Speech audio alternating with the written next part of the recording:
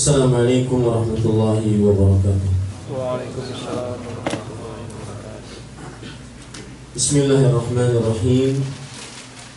Alhamdulillahirabbil alamin. Wa bihi nasta'inu ala umuri dunya waddin. Wassalatu wassalamu ala asyrafil anbiya'i wal mursalin, nabiyina Muhammadin wa ala alihi wa sahbihi ajma'in. Amma ba'du.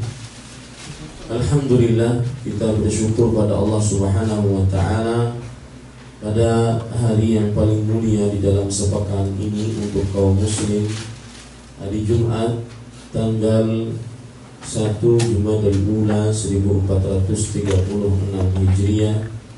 Kita duduk bersama mengkaji ayat-ayat suci Al-Quran dan hadis-hadis Rasul sallallahu alaihi wasallam. Salawat dan salam semoga selalu Allah berikan kepada Nabi kita Muhammad sallallahu alaihi wasallam, pada keluarga beliau, para sahabat, serta orang-orang yang mengikuti beliau sampai hari kiamat kelak. Dengan nama-nama Allah yang husna dan sifat-sifat yang mulia, saya berdoa, Allahumma inna nas'aluka ilman nafi'an wa rizqan thayyiban wa amalan mutaqabbalan. Ya Allah, sesungguhnya kami mohon kepada Engkau ilmu yang bermanfaat, rezeki yang baik, dan amal yang diterima. Amin ya rabbal alamin. Bapak, saudara-saudara sekalian dirahmati oleh Allah Subhanahu wa taala, sebelum kita membaca salah satu hadis yang ada di dalam kitab Al-Arba'in An-Nawawiyah, maka saya ingin menyebutkan bahwa di dalam hadis riwayat Bukhari dan Muslim dari Abu Hurairah radhiyallahu anhu, Rasulullah sallallahu alaihi wasallam jika sholat subuh di hari Jumat, maka beliau membaca surat Alif Lam Mim Tanzil, atau yang disebut dengan surat As-Sajdah. Dan itu di rakaat yang pertama. Dan di rakaat yang kedua beliau membaca surat Al-Insan. Dan tadi sebelum sholat saya lupa memberitahu kepada jamaah sekalian, ternyata memang benar ada yang belum tahu bahwa di dalam surat Alif Lam Mim Tanzil atau surat As-Sajdah itu ada ayat, innal ladzina yastakbiruna an ibadati, innal ladzina, Allah Subhanahu wa taala berfirman di dalam surat As-Sajdah tadi, qarru sujjadan wasabbahu bihamdi rabbihim wa hum la yastakbirun, yaitu mereka tersungkur sujud. Dan ini perintah dari Allah Subhanahu wa taala bagi siapa yang mendengar ayat-ayat Allah, hendaklah mereka sujud. Dan sujud ini disebut dengan sujud tilawah. Disebut dalam membaca Al-Qur'an sujud tilawah. Dan tatkala kita sholat, maka termasuk sunnah Rasulullah sallallahu alaihi wasallam adalah kalau kita melewati ayat-ayat yang berkaitan dengan sujud tilawah, meskipun kita sholat, maka kita tetap untuk melaksanakan sujudnya.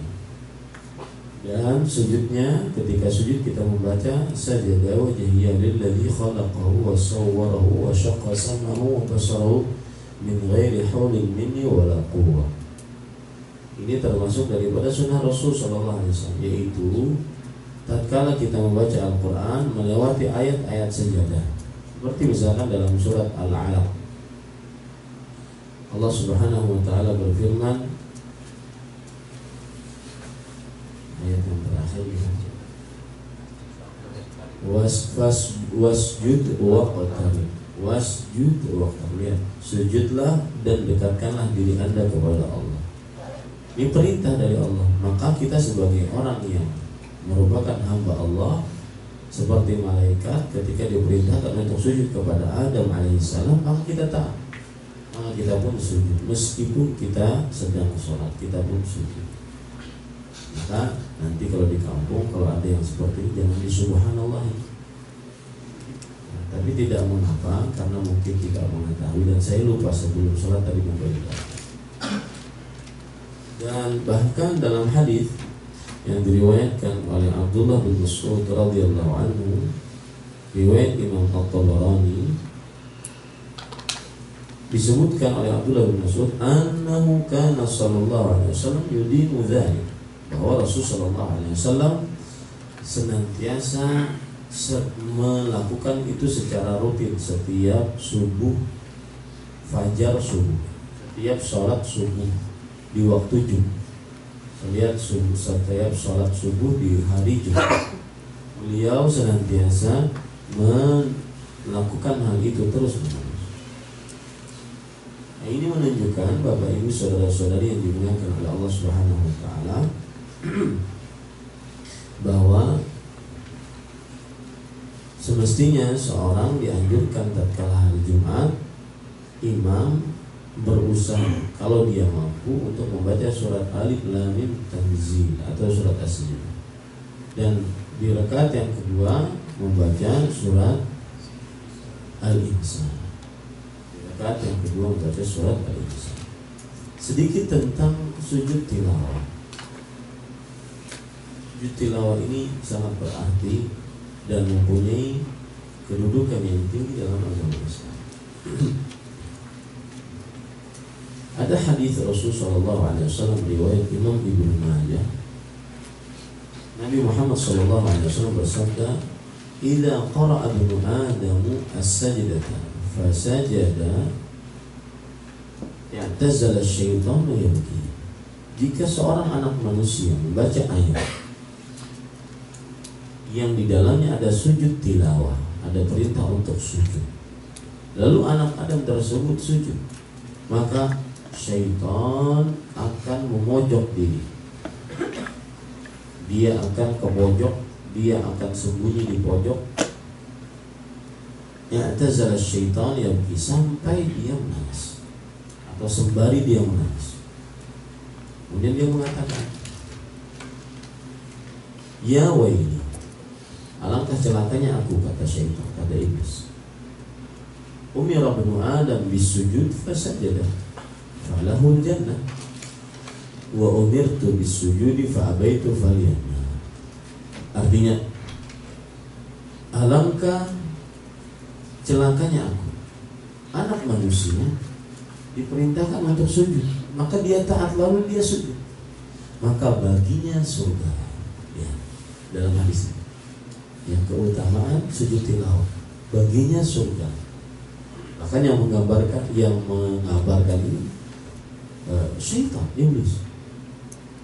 Kemudian sedangkan aku diperintahkan untuk sujud, lalu aku enggak, falyanna, maka bagiku neraka.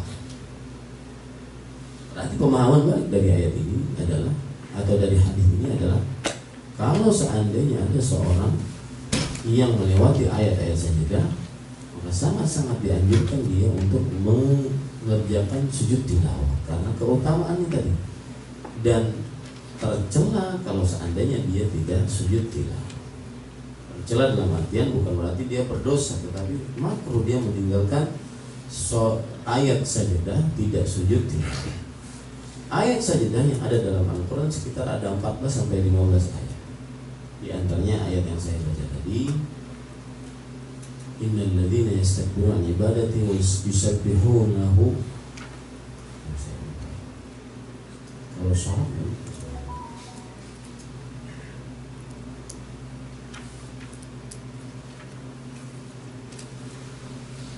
itu Allah Subhanahu wa taala sebutkan pada ayat yang kelima, innama yu'minu bi ayatina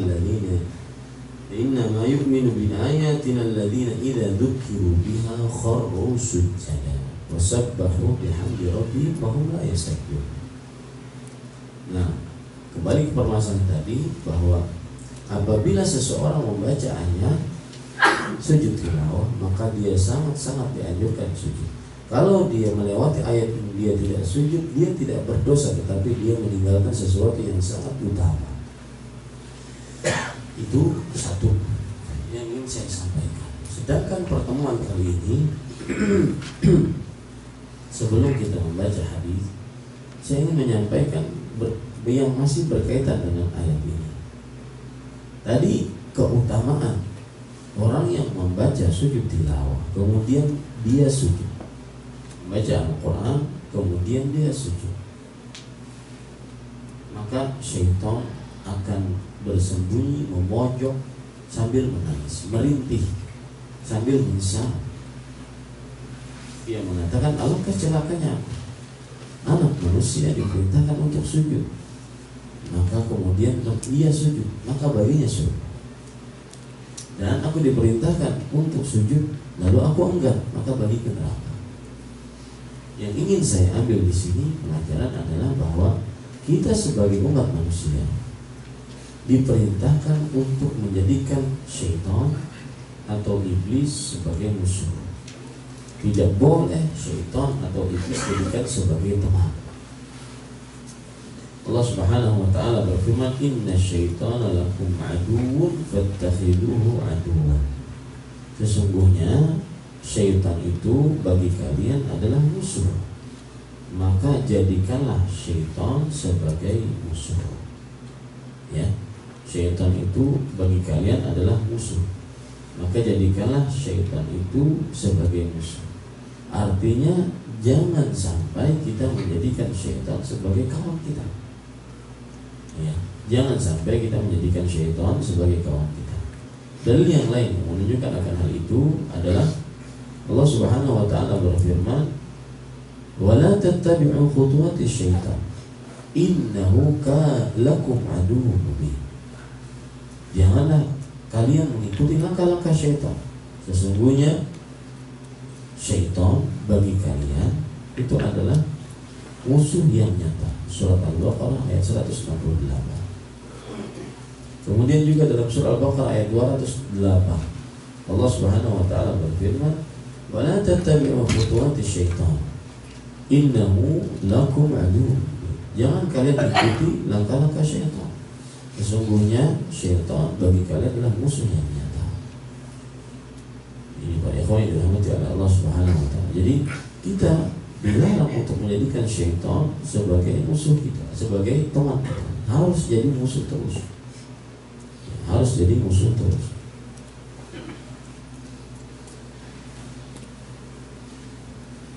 Di dalam surah Al-A'raf ayat 22, "Inna syaitana lakum aduwwun mubin." Sesungguhnya syaitan, wahai Adam dan Hawa alaihissalam, adalah musuh yang nyata.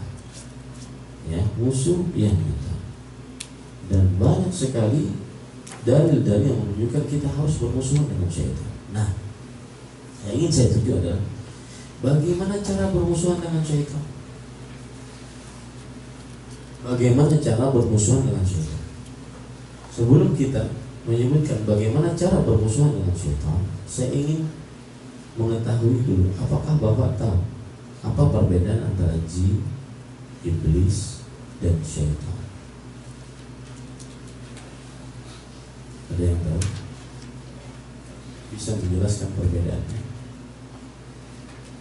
Ini udah bangun belum? Belum pengamat. Nah, ada yang tahu? Itu jin yang mungkar. Jin yang mungkar. Kalau jin itu ya mungkin ada yang Islam juga, jadi nggak mungkar sama Allah.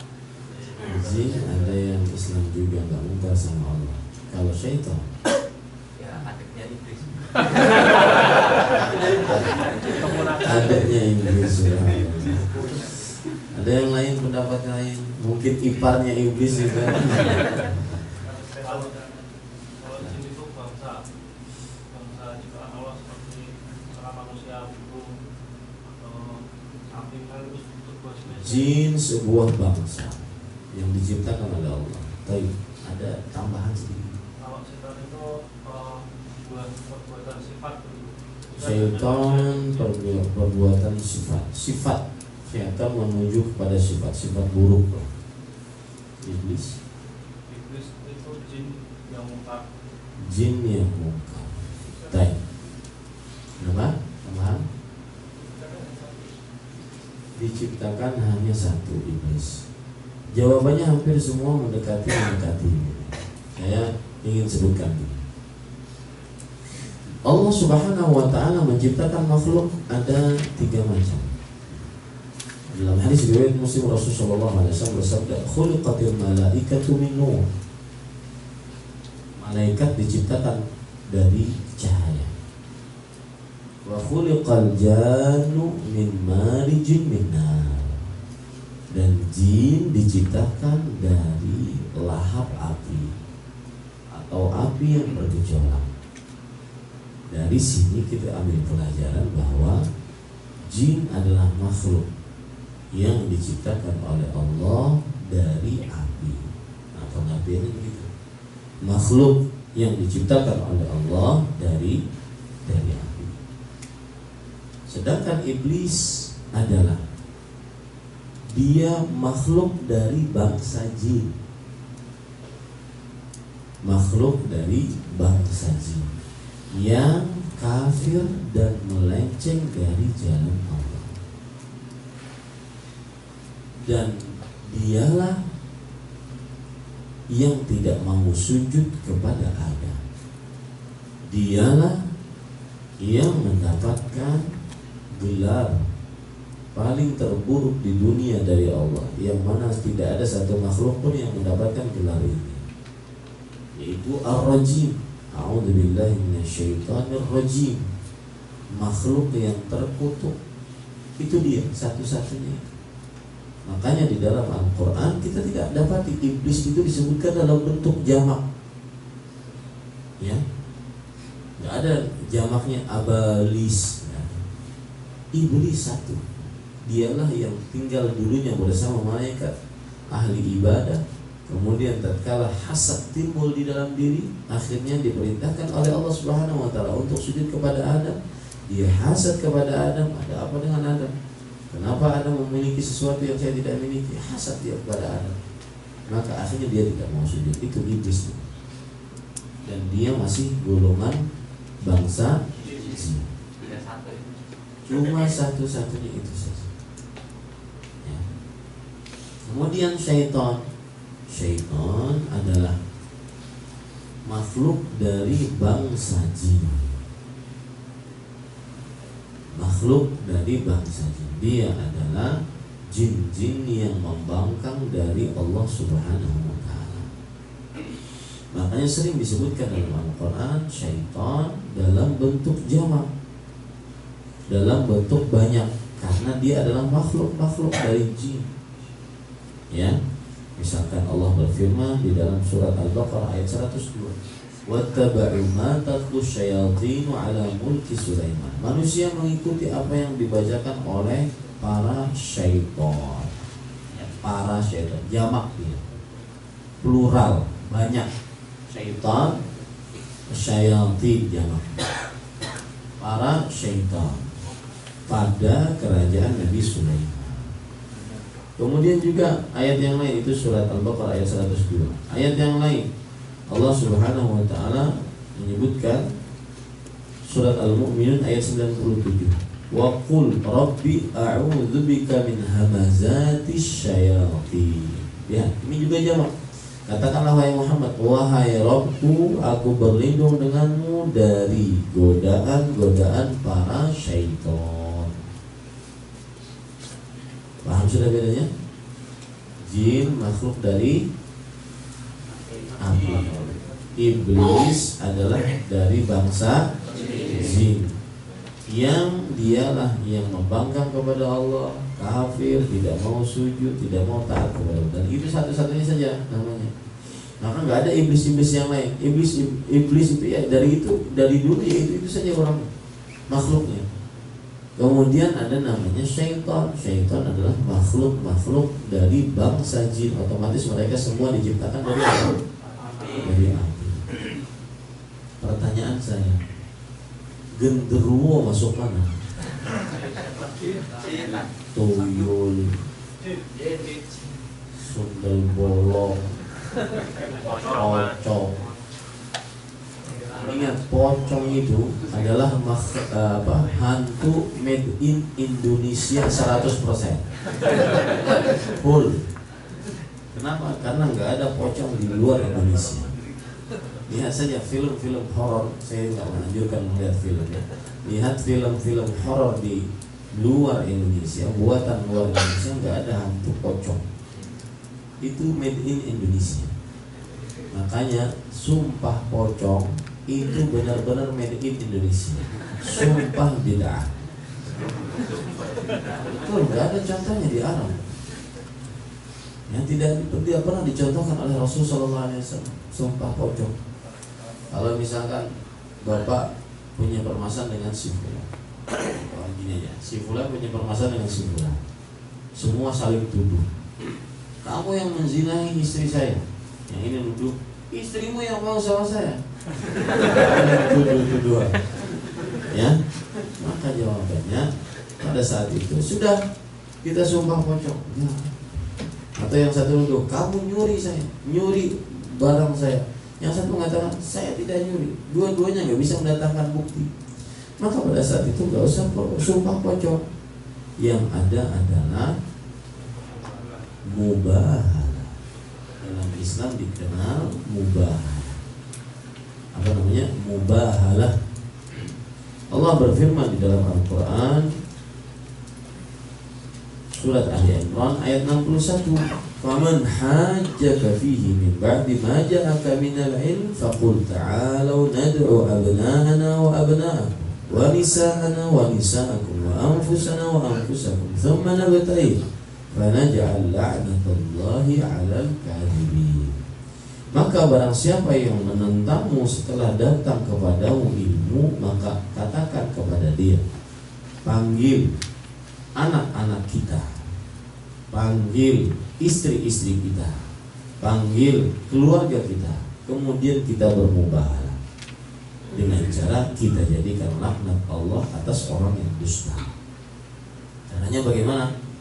Nanti si fulan yang bermasalah ini dia mengatakan, kalau saya berdusta atas tuduhan saya, maka laknat Allah menimpa saya dan seluruh keturunan saya. Yang satu mengatakan, saya kalau berdusta atas pengakuan saya, maka laknat Allah akan menimpa saya. Itu namanya proses mubahalah. Gak usah sumpah-sumpah pocong, dan gak ada contohnya dari Rasulullah SAW. Meskipun yang menyumpah pocong itu orangnya surbanan, jenggotan, jubahan, bukan urusan. Gak ada contohnya dari Rasulullah. Buktinya adalah pocong gak ada di Arab. Makanya tidak dikenal dengan sumpah pocong. Itu hanya akal-akalan orang-orang yang tidak bertanggung jawab. Ujung-ujungnya duit. Suruh mandi seperti mandinya mayat, dikafani seperti dikafaninya mayat. Dunia kalau gak mati sekalian. Tidak ada contohnya dari Rasulullah. Dan kalau seandainya ingin seperti itu, maka dalam Islam sudah ada solusinya. Itu surat apa tadi? Ali Imran ayat 61 yang disebut dengan proses apa? Mubahalah. Dan ini sering sekali terjadi. Sering sekali terjadi antara dua orang yang saling tuduh menuduh yang tidak ada bukti. Sampai hakim pun tidak bisa menentukan mana yang benar, mana yang salah. Kalau pada saat itu masih saling tuduh juga, maka lakukan proses mubahalah.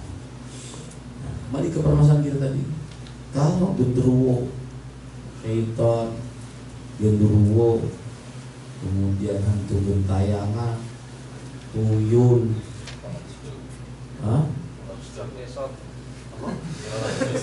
Roro Kidul, suster ngesot, tak lampir, babi ngepet, itu masuk mana tuh? Masuk? Setan.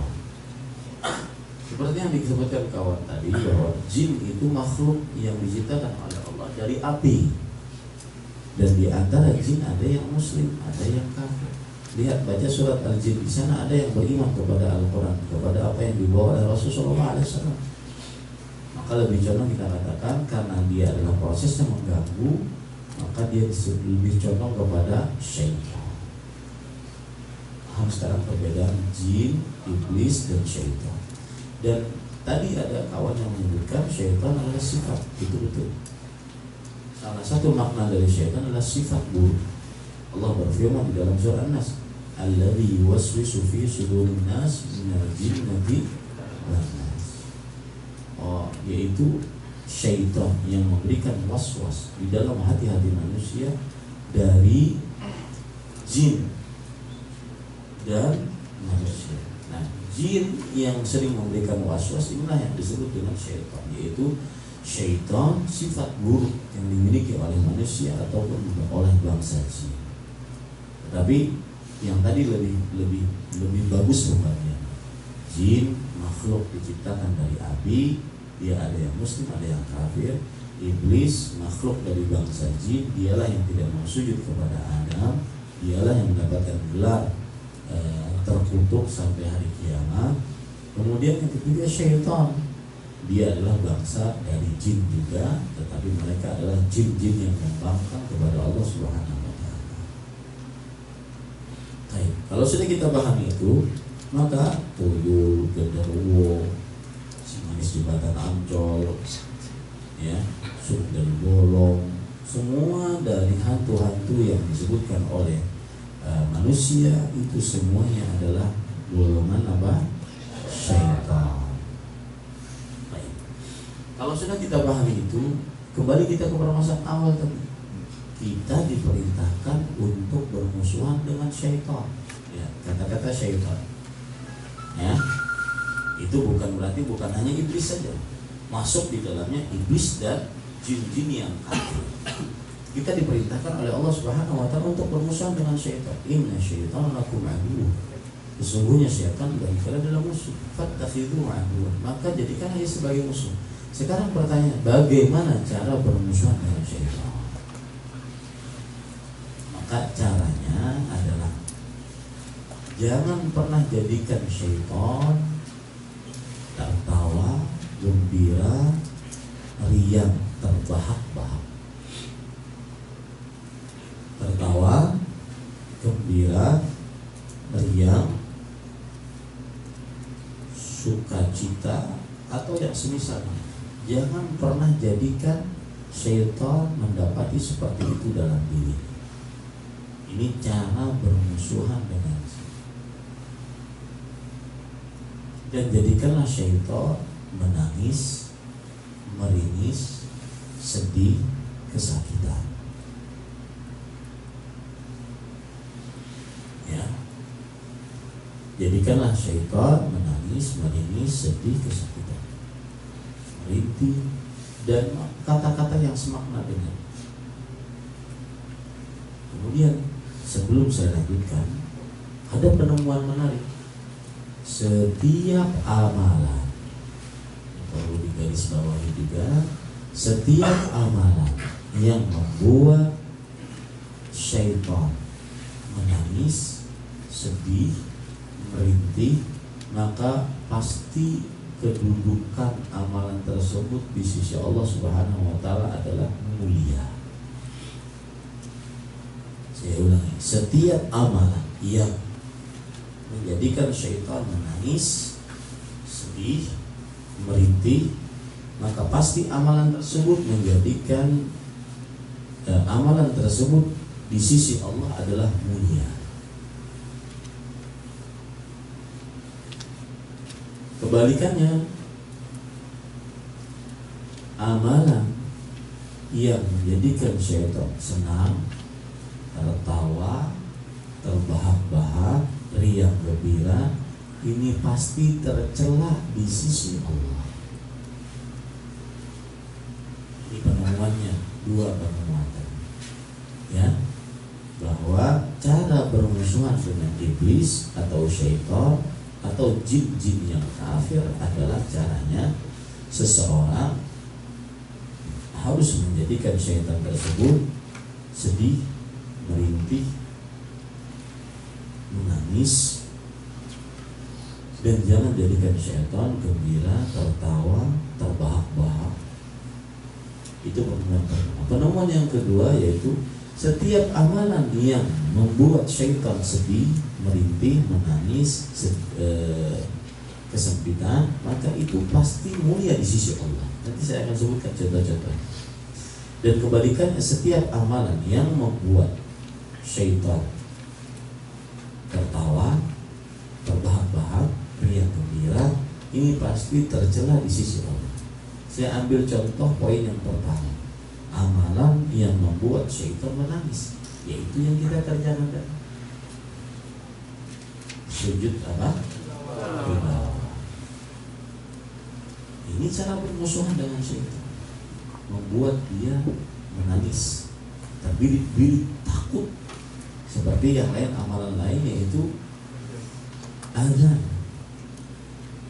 Rasulullah SAW bersabda, "Idza adzana al-muadzinu," jika seorang muadzin mengumandangkan azan, maka syaitan akan kabur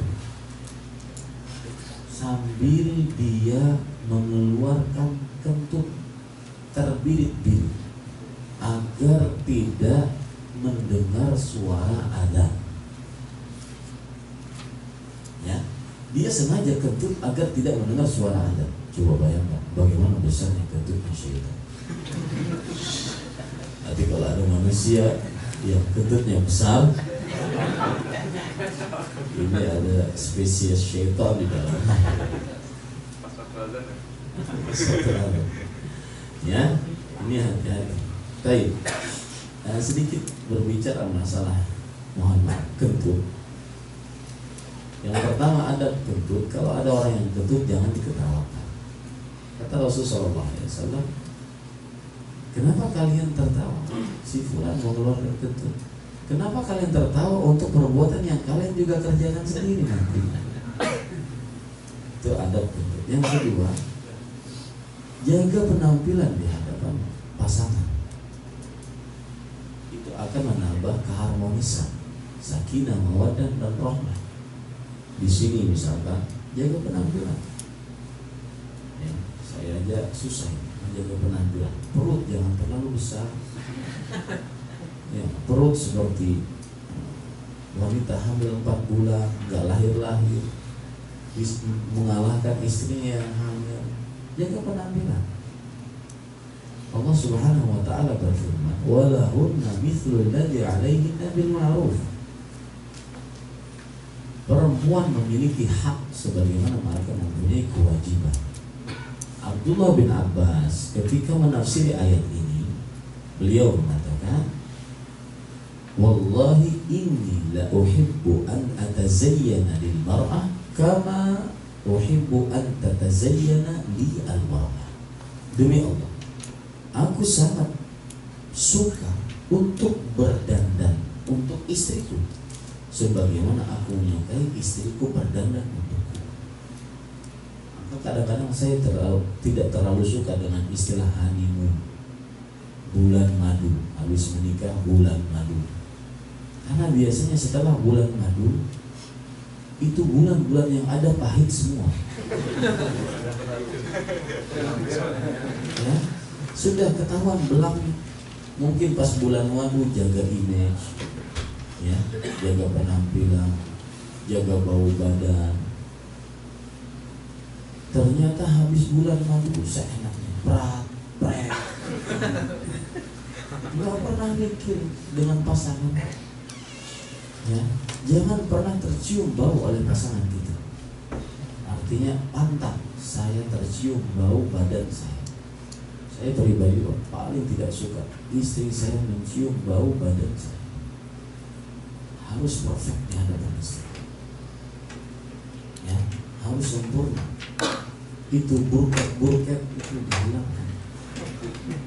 Kadang-kadang sebagian suami suka sekali memakai pakaian, memakai kaosnya sudah kuning, banyak pulaunya. Kemudian setelah itu bolong di mana-mana. Itu kaos paling favorit. Kenapa sih? Ya akhi, ganti. Wahai saudaraku, diganti itu. Ya, tidak pantas untuk dihadapkan kepada istri.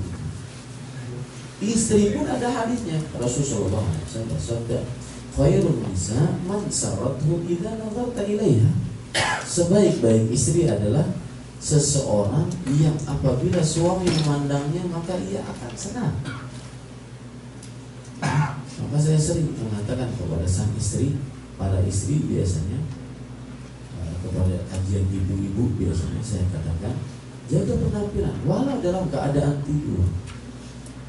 Ini tidur sudah di sini roll, di sini roll, di sini roll, kemudian pakai masker yang putih itu, tinggal matanya dua, kemudian tidurnya mangap, ngorok, kemudian pakai daster yang sudah lama seminggu nggak dicuci, kemudian dasternya juga bolong ketiaknya. Pemandangan apa yang membuat kita akhirnya merasa nyaman dengan istri? Apalagi sebagian suami kadang-kadang membiasakan matanya melihat wanita-wanita yang diharamkan, karena dia sering keluar rumah, dia mungkin suka nonton televisi. Wanita-wanita yang artis di depan televisi kita, di dalam televisi kita itu, mereka sekali bergerak itu ada yang menyeka keringat. Urusan bulu mata mereka mungkin belinya 20 juta, bulu mata samudra, gelombang Nusantara. Istri kita nggak pakai apa-apa seperti itu, jelas-jelas tidak enak dilihat. Makanya jangan dibiasakan melihat perempuan yang diharapkan, yang halal nanti tidak lihat dan lihat. Jaga penampilan di hadapan istri, jangan asal-asalan.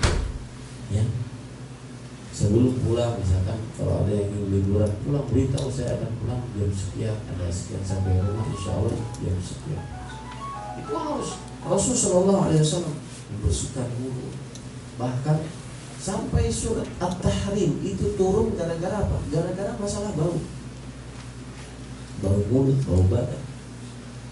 Ini mungkin pembicaraan yang agak pribadi sekali, tapi kita harus beritahukan, Islam bukan hanya mengatur adab seseorang terhadap Allah, Islam juga mengatur adab seseorang terhadap makhluk-makhluk, termasuk pasangan. Surat At-Tahrim turun itu gara-garanya adalah Rasulullah SAW pernah beliau menggigit salah seorang istrinya, kemudian pas menggigit tersebut diminumi madu. Kemudian istri-istri yang lain, ini kecemburuan di antara para istri wajar. Kalau seandainya orang berpoligami pasti terjadi seperti ini. Istri-istri yang lain sepakat, nanti kalau Rasulullah SAW keluar dari rumah si fulana yang telah diberikan minum madu, maka kita sepakat untuk mengatakan, wahai Rasulullah, mulutmu bau. Maka Rasulullah SAW bertekad untuk tidak minum madu lagi, gara-gara mulut beliau bau. Makanya Allah menegur saat itu, ya ayyuhan nabi, lima tuharrimu ma ahallallahu lak tabtaghi marzata azwajik. Wahai Nabi, kenapa engkau mengharamkan apa yang Allah Subhanahu wa ta'ala demi mencari keridhaan istrimu? Madu halal, kenapa diharamkan oleh Rasulullah? Gara-gara masalah bau. Beliau paling tidak suka dengan bau mulut, bau badan. Makanya Rasulullah SAW bersabda, hubbiba ilayya min dunyakum thalatha. Dicintakan kepadaku dari perkara dunia kalian ini tiga hal: at-tibu wan nisa wan nikah. At-tibu wan nisa, yang pertama yaitu minyak wangi, yang kedua perempuan, yang ketiga saya lupa, at-tibu wan nisa. Kalau nggak salah dua hal, at-tibu wan nisa, yaitu minyak wangi dan perempuan. Lihat, maka kalau yang belum pernah memakai minyak wangi, maka pakai. Ya, jangan merasa risih, masa laki-laki pakai minyak wangi. Rasulullah SAW pakai minyak wangi demi penampilan di hadapan istri kita. Harus dijaga penampilan di hadapan istri kita, dan istri kita pun menjaga penampilan di hadapan kita, sehingga nanti tidak ada di dalam keluarga itu saling ajak mengejek. Suaminya pas buka baju, istrinya mengejek suami. Dan ini tidak boleh, meskipun dalam taraf mengejek ya. Subhanallah, masya Allah, ada kudanil duduk di sini. Mungkin perutnya saking gedenya, dia kan di rumah panas mungkin. Maka sang suami, awas nanti saya balas. Ketika mungkin sang istri buka baju di dalam kamar, dia langsung mengatakan, masya Allah, Ada badak bercula satu di sini. Ini tidak boleh saling mengejek di antara suami istri, itu tidak boleh. Kembali ke permasalahan. Jadi apa tadi? Kok saya kesini? Sebelumnya kembali ke masalah jin.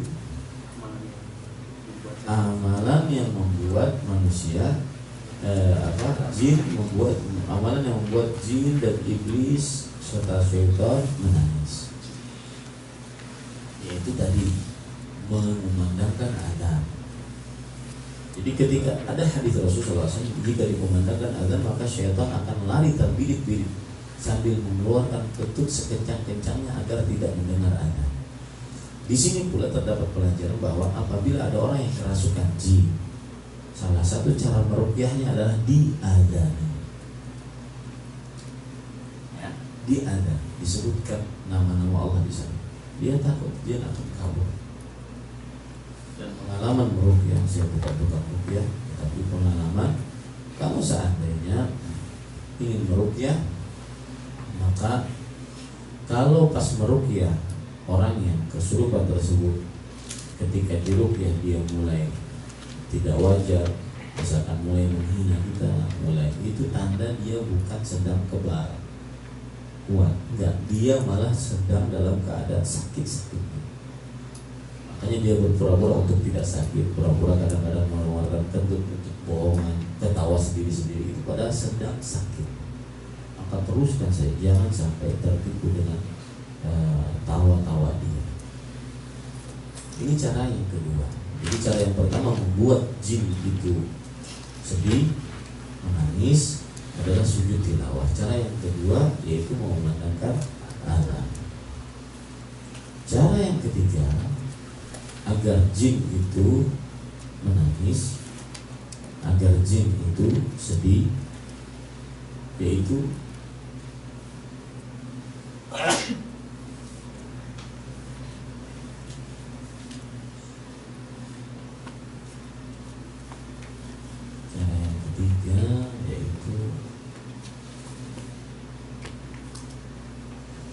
kita ambil yang lain dulu, nanti mungkin di dalam perjalanan akan saya ingat lagi. Sekarang kita bagaimana caranya agar bisa menjauhi, bagaimana jin itu gembira, jin itu bisa tertawa, bagaimana caranya? Ya, apa yang dilakukan bagaimana jin itu menjadi gembira, tertawa, senang, sukacita, dan itu harus dijauhi. Karena itu cara bermusuhan dengan jin. Nah, hal yang pertama yaitu yang membuat jin gembira yaitu ketika terjadi perceraian. Dalam hadis riwayat Muslim, Rasulullah SAW menceritakan, Inna syaitana yadau arsyahu alal ma. Iblis meletakkan singgasananya di atas air. Fayab'atsu saraya, lalu dia mengutus pasukan-pasukannya. Kemudian adnahum manzilatan a'dhamuhum fitnah. Pasukan yang paling dahsyat, yang paling kuat di antara pasukan-pasukan syaitan adalah yang paling besar godaannya terhadap manusia. Kemudian setelah diutus, semuanya satu-satu pulang menghadap kepada iblis. Aku sudah melakukan tugasku. Jadi ngadep dia melapor. Aku sudah melakukan tugasku. Apa yang kamu kerjakan? Maka iblis atau syaitan mengatakan, aku telah melakukan ini, telah melakukan ini. Kata iblis, kamu belum melakukan apa-apa. Pulang kembali sana, ganggu manusia. Terus datang seperti itu, terus datang, suruh pulang sampai ada orang yang syaitan yang paling dekat kedudukannya dengan iblis. Ditanya oleh iblis, "Mada fa'alta?" Apa yang kau kerjakan? Bagaimana gangguanmu terhadap manusia? Maka beliau menjawab, atau iblis syaitan menjawab, "Ma taraktu hatta farraqtu bainahu wa baina imra'atihi." Tidaklah aku tinggalkan dia kecuali dia sudah bercerai dengan istrinya. Dia sudah bercerai dengan istrinya. Mendengar jawaban seperti itu, iblis langsung memeluk seraya ia berkata, ni'ma anta, engkau pasukanku yang paling hebat. Membuat orang cerai itu adalah target operasi iblis. Berarti bapak-bapak, ibu-ibu yang sudah cerai kena target operasi iblis. Itu membuat orang senang, membuat syaitan senang. Akhirnya kita tidak bermusuhan dengan syaitan. Jadi pahami Pak maksud saya?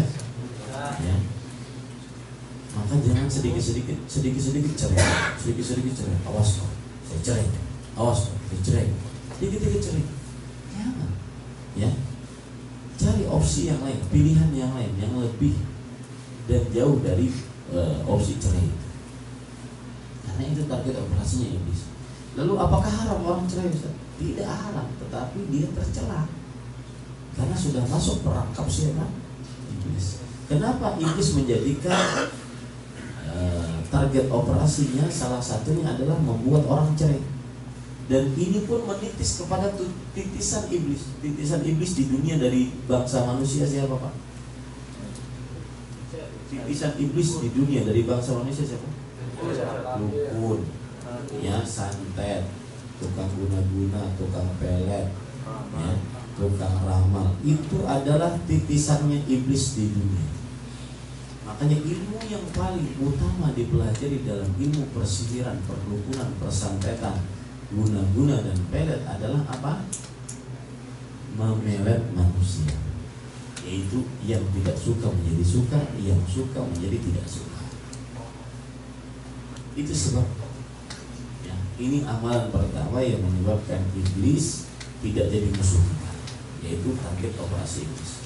Ada saya ingin cerita tadi, sebagian laki-laki itu sukanya sedikit-sedikit cerai. Sudah saya cerai. Apalagi kadang-kadang sang istri juga salah, sukanya mengompor-ngompori suami. Kalau berani ceraikan saja saya. Kalau berani ceraikan saja saya. Ya, sang laki-laki ditantang begitu, dia pantang untuk menyerah. Dia udah cerai, pasti begitu. Ya, ini Bapak. Dan itu berarti sudah masuk kena target operasi. Bahkan kadang-kadang cerai gara-gara sesuatu yang tidak bisa, sesuatu yang sangat remeh. Ya, nasi goreng yang dibuat oleh sang istri terlalu asin, cerai aja deh kita. Ya semua sekedar itu. Tidak ada sesuatu yang menonjol, misalkan perbedaan agama, misalkan suaminya atau istrinya buruk akhlaknya dan semisal. Bukan. Sesuatu yang sangat remeh, cerai. Ada cerita anekdot Pak. Ada seorang suami sukanya mengatakan kepada istrinya, saya cerai. Awas. Kemudian suatu ketika dia mengatakan kepada istrinya, kalau kamu mangap mulutmu mangap di depan saya, gitu. Cerai. Sang istri taat saja, takut dia cerai sama suami. Suatu hari sang istri memasak terong dia masak.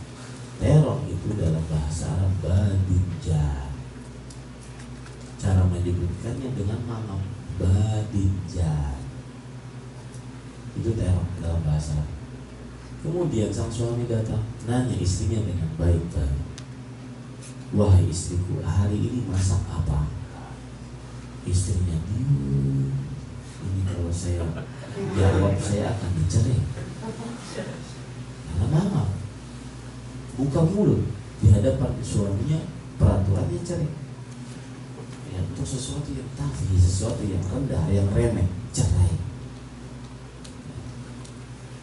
Kemudian kali yang kedua sang suami bertanya lagi, wahai istriku, engkau belum menjawab, kamu masak apa hari ini? Sang istri diam saja.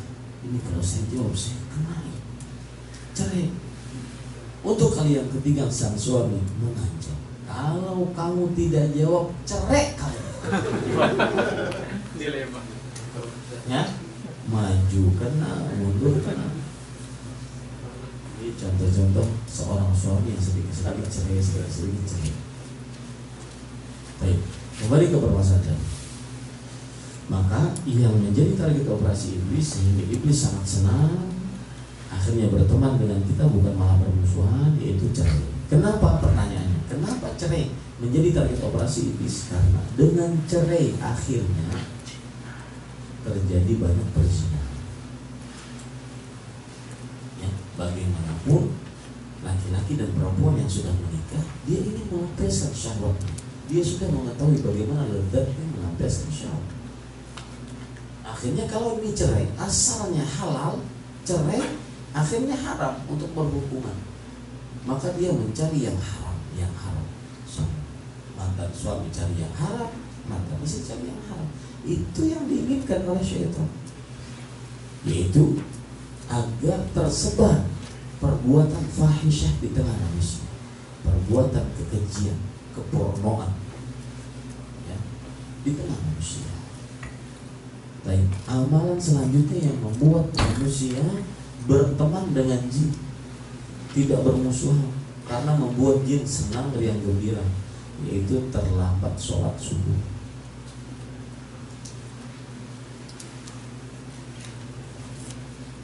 Terlambat sholat subuh.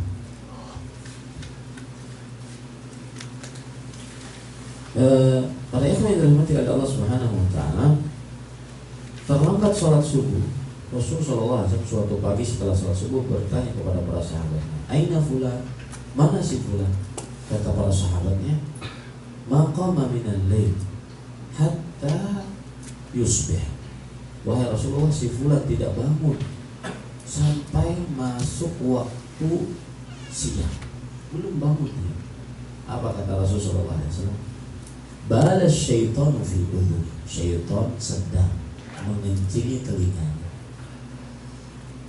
Ini membuat amalan ini membuat syaitan menjadi punya kekuatan terhadap kita, mempunyai bisa mempengaruhi kita dari sini. Nah, ini dua amalan yang membuat syaitan tertawa, dua amalan yang membuat syaitan menangis. Dan kita sebagai orang yang muslim harus bermusuhan dengan syaitan dengan cara buatlah jadikan syaitan itu selalu menangis, derita, terhina, terhimpit. Jangan sampai jadikan syaitan itu sebagai makhluk yang tertawa, yang gembira, terbahak-bahak dari sini. Ya, cukup kiranya tidak sempat kita mengambil hadis dari Arba'in Nawawi itu yang berkaitan dengan syaitan, ya, dan mudah-mudahan bermanfaat. Saya berbicara itu karena tadi berkaitan dengan sujud tilawah. Wallahu a'lam. Kalau ada saatnya ada pertanyaan, sallallahu Nabi Muhammad walhamdulillahirabbil alamin. Nah, ada lagi 15 menit pertanyaan atau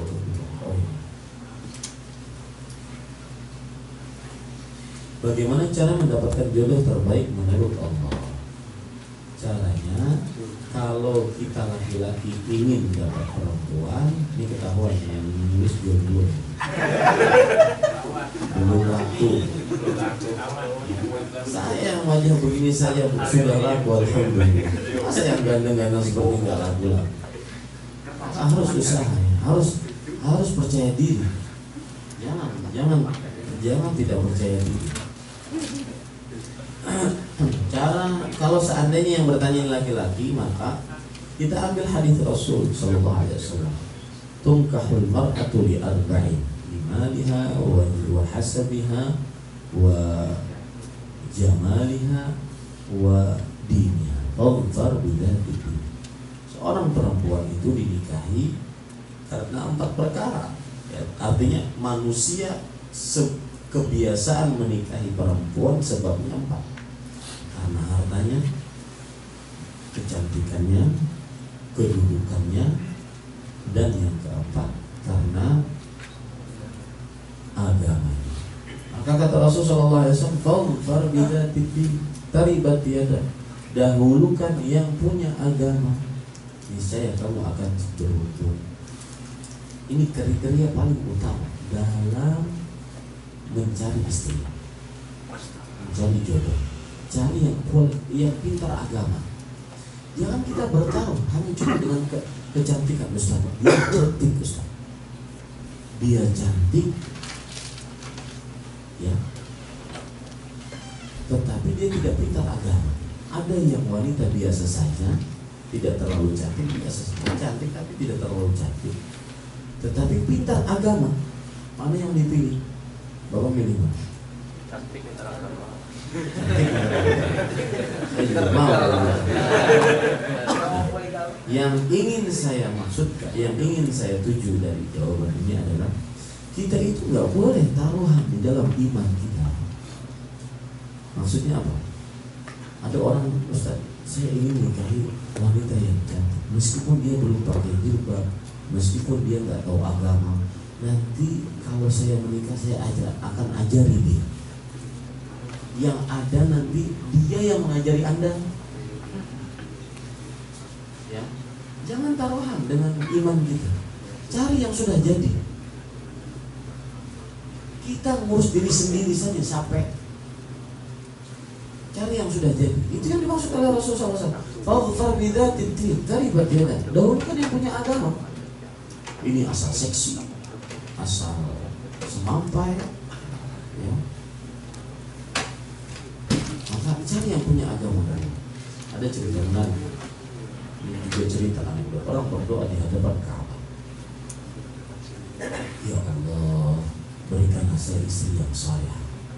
Ini doanya sudah bagus, tidak perlu dirinci. Ya Allah, berikan saya istri yang saleh. Yang keliru kemudian dia merinci. Tinggi semampai, kemudian berkulit putih, rambut indah, bibir indah, kemudian tubuh dan sebagainya. Dia rinci. Itu keliru, dalam berdoa keliru. Mungkin saja Allah akan memberikan lebih daripada rincian dia. Makanya berdoa dengan yang umum. Lihat doa-doa Rasulullah SAW, doanya umum. Saya katakan tadi, orang ini berdoa di hadapan Ka'bah. Kita tahu di Ka'bah itu banyak wanita-wanita yang lagi tawaf. Dan ketika tawaf, wanita dilarang untuk membuka, menutup wajahnya dengan cadar. Maka terlihatlah wanita-wanita cantik. Terutama orang-orang Arab, wanita-wanita cantik. Kalau dia berdoa, mulai dia merinci seperti itu lewat wanita cantik. Dia lihat, dia pandang, kemudian dia tidak sengaja mengatakan kepada Allah, ya Allah, kalau bisa seperti ini nih.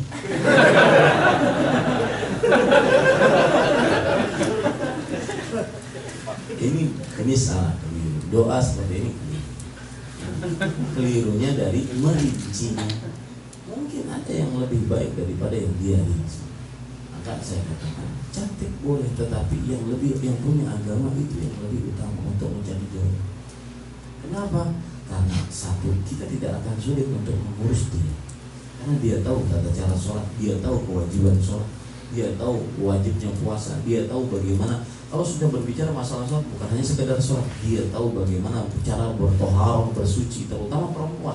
Ada waktu haid, bagaimana waktu haidnya, kapan dia sucinya. Kita tidak usah perlu lagi untuk, kalau seandainya kita menikah dengan wanita yang tahu agama, kita tidak perlu lagi untuk menjelaskan masalah-masalah itu. Cuma wanita yang umum, yang modal kecantikan doang, ya, modal semampai saja, modal tinggi, modal mungkin dengan segala macam perkara dunia, tapi nggak punya agama, kita akan susah untuk mengurus. Jangan istri kita, mengurus diri kita saja untuk perihal agama susah. Maka cari yang sudah matang di sini, yang sudah pintar agama. Kemudian, bukankah ketika kita menikah nanti kita punya anak, istri kita yang akan mengurus anak-anak kita. Kita bekerja di luar rumah. Seperti saya sekarang, saya merasakan sekali, Pak. Kegiatan saya selama di Indonesia, selama 1 tahun 4 bulanan ini kira-kira, itu lebih parah, lebih sibuk dibandingkan saat saya bekerja di Arab Saudi. Di Arab Saudi saya punya waktu untuk keluar. Sekarang saya hanya bisa mengatakan kepada istri saya di luar, saya titip anak-anak. Maka alhamdulillah istri saya ada beberapa yang dia hafal dari surah-surah Al-Quran, bahkan kebanyakan dia hafal Al-Quran. Akhirnya dengan bangga anak saya, anak dia mengatakan, siapa guru pertama mengaji Al-Quran? Ibu saya. Bangga. Ini enggak. Siapa guru pertama ngajar Al-Quran? Guru TPA. Ya, pilih istri yang pintar agama. Dia yang tahu bagaimana cara mengajari anak wudu, anak mandi junub, mengajari anak, kalau seandainya anak perempuan, apalagi saya punya anak perempuan 2, ya, anak perempuan itu lebih sulit mengurus dibandingkan anak laki-laki, makanya pahalanya besar. Barang siapa, kata Rasulullah SAW, barang siapa yang mempunyai 2 anak perempuan, lalu fa'ahsana ilaihim, lalu dia berbuat baik dalam mendidik anak perempuan tersebut sampai dia balik, maka kunna lahu sitran minan nar, maka anak perempuan tersebut menjadi benteng nanti pada hari kiamat dari api neraka. Nah, ini siapa yang ngurus? Anak-anak perempuan. Anak-anak perempuan itu ada perkara aurat, ada perkara haram untuk berhubungan dengan laki-laki yang bukan mahram, ada perkara tidak boleh keluar pakai jilbab. Itu siapa yang ngurus? Yang ngurus istri-istri kita. Sedangkan kita di luar bekerja, bapak di sini bekerja. Yang ngurus siapa? Anak-anak kita adalah istri-istri kita. Bagaimana kalau istri-istri kita adalah bukan ahli agama? Nah, saya berkata, saya pernah nulis di Facebook saya namanya Ahmad Zainuddin. Profil picture-nya tulisan Arab Zainuddin berwarna coklat. Kalau yang mau lihat nanti kirim inbox saja. Saya pengajian jamaah di Korea. Nanti insya Allah saya add, karena semuanya sudah penuh, jadi susah untuk bapak meng-add saya. Ada orang, saya pernah nulis di Facebook dengan judul wanita ini pantas untuk jadi istri, atau wanita ini tidak pantas untuk jadi istri. Sebagian perempuan sewa dengan tulisan ini. Kenapa? Karena saya katakan di situ yang pertama, wanita punya agama. Yang tidak punya agama nggak pantas untuk dinikahi. Kata sebagian wanita, Ustaz, ini diskriminasi. Ini perbedaan antara wanita dengan wanita. Makanya kita katakan ini pesan untuk laki-laki yang sudah menikah, yang belum menikah, atau yang mau menikah ke kedua, ketiga. Ini pesan untuk laki-laki yang ingin menikah. Adapun yang sudah menikah mendapati istrinya tidak pintar agama, maka sang suami berkewajiban untuk mendidik istrinya. Di sini perannya. Ya, sesudah kita ingin istri kita mendidik anak kita, ternyata istri kita pun perlu didikan kita. Ini kan berat. Makanya Bapak Ibu saudara-saudari yang dimuliakan oleh Allah Subhanahu wa taala, carilah yang pintar agama. Maka di saya kita akan beruntung dan selamat. Bapak Ibu saudara-saudari yang dimuliakan oleh Allah Subhanahu wa taala. Saya tadi ingin bercerita. Salah satu poin yang saya sebutkan, wanita ini tidak pantas untuk menjadikan istri adalah wanita yang mandul. Ini juga protes habis-habisan orang. Saya punya fanpage, kemudian punya akun pribadi. Fanpage saya namanya dakwahsunnah.com. Di situ habis-habisan orang karena yang membernya mungkin sampai hampir 1,5 juta orang. Di fanpage saya itu orang membujat saya habis-habisan. Tapi setelah saya sebutkan dari mereka melempar semua. Kalau Anda laki-laki yang ingin menikah, baik menikah pertama, nikah kedua, nikah ketiga, nikah keempat, jangan mencari perempuan yang mandul. Dilarang oleh Rasulullah SAW. Seorang laki-laki pernah bertanya kepada Rasulullah, "Ya Rasulullah, ini asabtu imra'atan." Wahai Rasulullah, aku mendapati seorang perempuan dan aku ingin menikahinya. Wa innaha la tanib.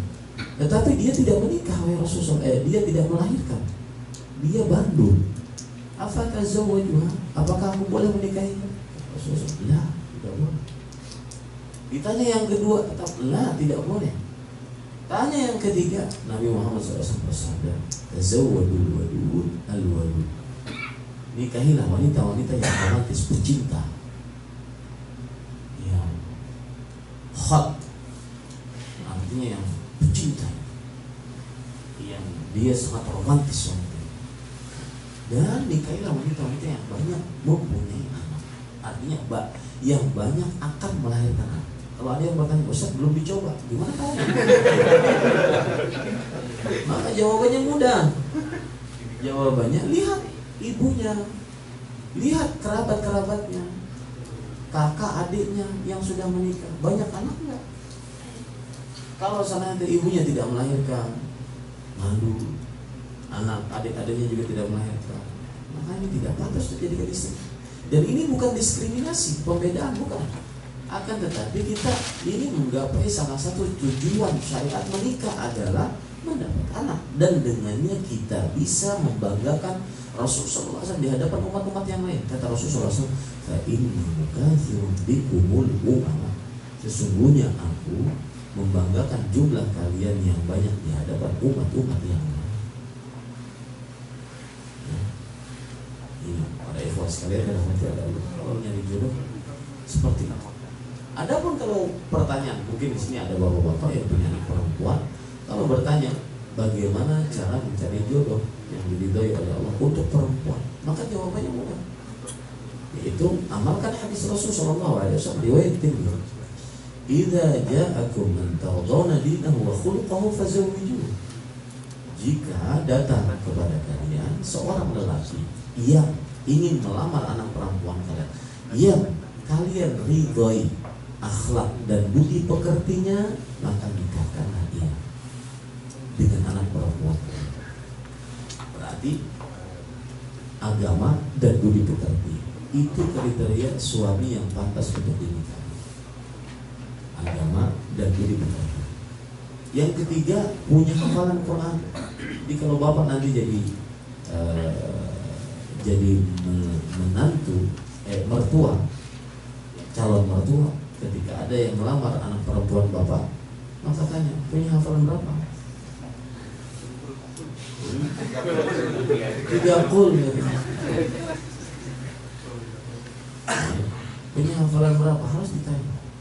Kenapa demikian? Karena sang kepala keluarga, meskipun dia laki-laki diwajibkan untuk sholat di masjid, tetapi kapan-kapan dia bisa mengimami istrinya, mungkin di dalam safar, mungkin dalam, dia bisa mengimami istrinya. Ini enggak karena hafalnya sedikit, mengimami istrinya dari rakaat pertama, rakaat kedua, inna ataina. 10 tahun cuma inna ataina. Anda nggak punya hafalan. Itu kriteria ya menikahi seorang laki atau seorang perempuan. Sebenarnya harus punya judul tersendiri. Nanti kapan-kapan kalau saya datang ke sini. Cukup kiranya 7:30 kita istirahat dulu, makan, dan saya mohon waktu mungkin sampai 8:30. Ya, sampai 8:30 kita break, nanti baru kita mulai lagi. Baik, gitu ya. Ya, insyaallah taala saya cukupkan dengan kafaratul majlis. Subhanallah walhamdulillah, la ilaha illa anta, astaghfiruka wa atubu ilaik. Wassalamualaikum warahmatullahi wabarakatuh.